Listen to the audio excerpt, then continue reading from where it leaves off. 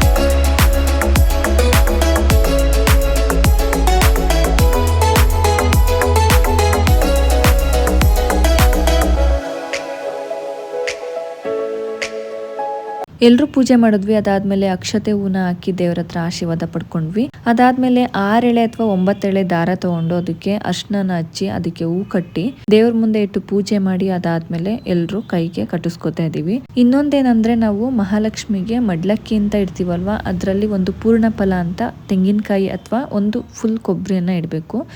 Common ಆಗಿ ಎಲ್ಲರೂ ಸಿಟಿಗಳಲ್ಲಿ ಸಂಜೆ ಮೇಲೆ ಅರ್ಶಿನ ಕುಂಕುಮ ತೊಳೋಕ್ಕೆ ಕರೆದ್ಬಿಟ್ಟು ಬರೋದಕ್ಕೆ ಹೋಗ್ತಾರೆ ಮನೆಗೂ. ಆದರೆ ಇಲ್ಲಿ ಬೆಳಿಗ್ಗೆನೆ ಬಂದಿದ್ದಾರೆ. ನಾವು ಪೂಜೆ ಮುಗಿಸೋ ಅಷ್ಟರಲ್ಲಿ ಆಲ್ರೆಡಿ ಒಬ್ಬರು ಬಂದು ಕುಂಕುಮಕ್ಕೆ ಬನ್ನಿ ಅಂತ ಹೇಳೋದ್ರು. ಅವ್ರಿಗೂ ಕುಂಕುಮ ಕೊಟ್ವಿ. ಅದಾದಮೇಲೆ ಎಲ್ಲರೂ ಒಟ್ಟಿಗೆ ತಿಂಡಿ ತಿಂದ್ವಿ. ಈಗ ಭೂಮಿಕಾ, ಅನ್ವಿಕ್, ಜಯಂತ್ ಎಲ್ಲರೂ ಸೇರಿಕೊಂಡು ಇವಾಗ ಪ್ಯಾಕಿಂಗ್ ಶುರು ಮಾಡಿದ್ದಾರೆ. ಅಂದರೆ ಅರ್ಶಿನ ಕುಂಕುಮಕ್ಕೆ ಬರ್ತಾರಲ್ವ ಅವರು ಕೊಡೋದಕ್ಕೆ ಅಂತ.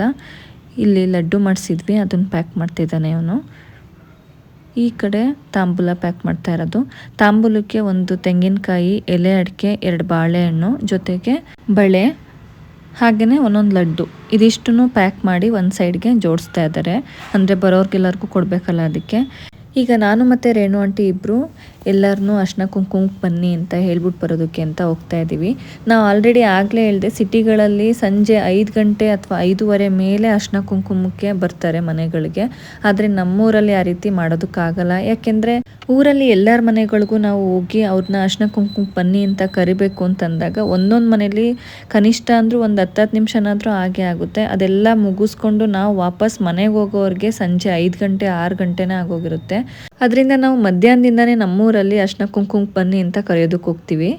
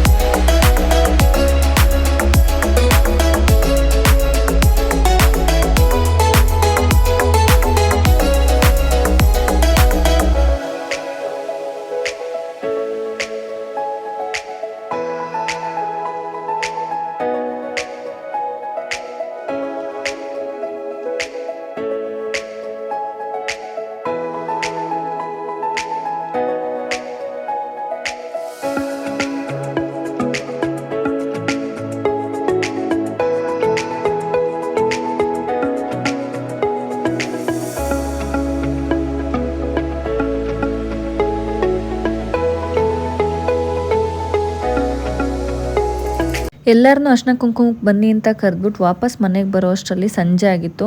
ನಾವು ಅಲ್ಲೋಗಿದ್ದಾಗ ನಮಗೆ ಅರ್ಶಿನ ಕುಂಕುಮ ಕೊಟ್ಟಿದ್ರಲ್ಲ, ಆ ಎಲೆ ಅಡಿಕೆ ಬಾಳೆಹಣ್ಣು ಹೂವು ಅದೆಲ್ಲ ಸೆಪ್ರೇಟ್ ಮಾಡ್ತೀನಮ್ಮ ಅಂತ ಇಲ್ಲಿ ಮಾಡ್ತಾ ಇದ್ದಾನೆ ಅನ್ವಿಕು. ಹಾಗೆಯೇ ನಾವಲ್ಲಿ ಅರ್ಶಿನ ಕುಂಕುಮ ಕೇಳೋದಕ್ಕೆ ಹೋಗಿದ್ದಾಗ ಮನೆಗೆ ಬಂದಿದ್ದವ್ರಿಗೆಲ್ಲರಿಗೂ ಭೂಮಿಕಾ ಮತ್ತು ನಮ್ಮ ಗ್ರೀಷ್ಮ ಇಬ್ಬರು ಸೇರಿಕೊಂಡು ಅರ್ಶಿನ ಕುಂಕುಮ ಕೊಟ್ಟಿದ್ದಾರೆ. ಕೊನೆಗೆ ಫೈನಲ್ ಆಗಿ ಮನೆಗೆ ಬಂದು ತಲುಪಿದ್ವಿ. ಈಗ ಇನ್ನೊಂದಷ್ಟು ಜನ ಬರೋರಿದ್ದಾರೆ ಅರ್ಶಿನ ಕುಂಕುಮಕ್ಕೆ. ಈಗ ಅವ್ರಿಗೆ ರೆಡಿ ಮಾಡ್ಕೋತಾ ಇದ್ದೀವಿ. ಎಲ್ಲ ಫುಲ್ ಟಯರ್ಡ್ ಆಗಿದ್ದೀವಿ. ಯಾಕೆಂದರೆ ನಿನ್ನೆ ಮಧ್ಯರಾತ್ರಿ ತನಕ ನಾವು ಡೆಕೋರೇಷನ್ ಎಲ್ಲ ಮುಗಿಸಿ ಮಲಗಿದ್ದೇ ಲೇಟ್ ಆಯಿತು. ಅದಾದಮೇಲೆ ಬೆಳಿಗ್ಗೆನೇ ಬೇಗ ಎದ್ದು ಪೂಜೆ ಎಲ್ಲ ಮುಗಿಸಿದ್ವಿ. ಅದಾದಮೇಲಿಂದ ಎಲ್ಲರೂ ಒಂದೊಂದು ಕೆಲಸದಲ್ಲಿ ಬ್ಯುಸಿ ಇದ್ದೀವಿ. ಹಬ್ಬದ ದಿನ ಅಂತಂದಾಗ ಇದೆಲ್ಲ ಕಾಮನ್ ಆಗಿ ಇದ್ದೇ ಇರುತ್ತೆ.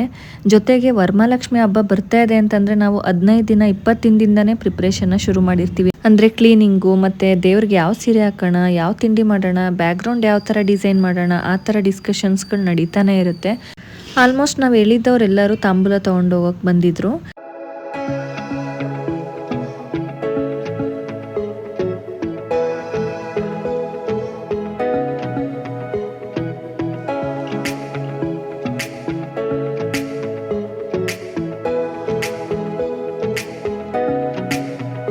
ಅದಾದಮೇಲೆ ನಮ್ಮೂರಲ್ಲಿ ಶಿವನ ದೇವಸ್ಥಾನದ ಅರ್ಚಕರಿದ್ದಾರಲ್ಲ, ಅವ್ರ ಫ್ಯಾಮಿಲಿಯವ್ರನ್ನೂ ನಾವು ಪ್ರತಿ ವರ್ಷ ಕರಿತೀವಿ ಈ ವರಮಹಾಲಕ್ಷ್ಮಿ ಹಬ್ಬಕ್ಕೆ. ಅವರು ಬಂದಿದ್ದಾರೆ.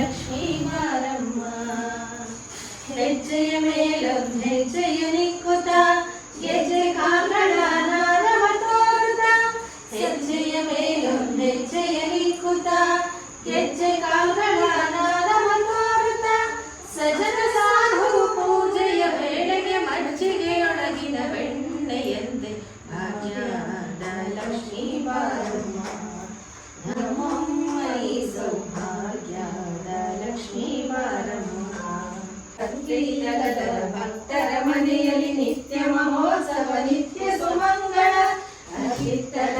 ಭಕ್ತರ ಮನೆಯಲ್ಲಿ ನಿತ್ಯ ಮಹೋತ್ಸವ ನಿತ್ಯ ಸುಮಂಗಳ. ಸತ್ಯವ ತೋರುವ ಸಾಧು ಸಜ್ಜನರ ಚಿತ್ತದಿ ಹೊಳೆಯುವ ಪುತ್ತಳಿ ಗೊಂಬೆ ಭಾಗ್ಯದ ಲಕ್ಷ್ಮೀ ಬಾರಮ್ಮ. ನಮ್ಮಮ್ಮನಿ ಸೌಭಾಗ್ಯದ ಲಕ್ಷ್ಮೀ ಬಾರಮ್ಮ. ದೇವ್ರ ಮುಂದೆ ಹಾಡುಗಳನ್ನ ಹೇಳಿದ್ರು, ಜೊತೆಗೆ ಅವ್ರ ಮಕ್ಳುಗಳ್ನೂ ಕರ್ಕೊಂಡು ಬಂದಿದ್ರು. ತುಂಬಾ ಖುಷಿ ಅನಿಸ್ತು ಅವರೆಲ್ಲ ಬಂದಿದ್ದು. ಎಲ್ಲರೂ ಹೊರಟ್ರು.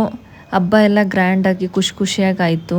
ತುಂಬಾ ಖುಷಿ ಅನಿಸ್ತು. ಇವಾಗ ಭೂಮಿಕಾ, ಐಶ್ವರ್ಯ ಮತ್ತು ಪೂರ್ಣಿಮಗೆ ತಾಂಬೂಲ ಕೊಡ್ತಾ ಇದ್ದಾಳೆ. ಟೈಮ್ ಆಲ್ರೆಡಿ 9:30 ಆಗಿದೆ. ಈಗ ಕೊನೆಯದಾಗಿ ಮಹಾಲಕ್ಷ್ಮಿಗೆ ಮಹಾಮಂಗಳಾರತಿಯನ್ನು ಮಾಡಿ ಅದಾದಮೇಲೆ ಕೆಂಪು ನೀರಿಂದ ಆರತಿಯನ್ನು ಮಾಡ್ತಾ ಇದ್ದೀವಿ ಎಲ್ಲರೂ.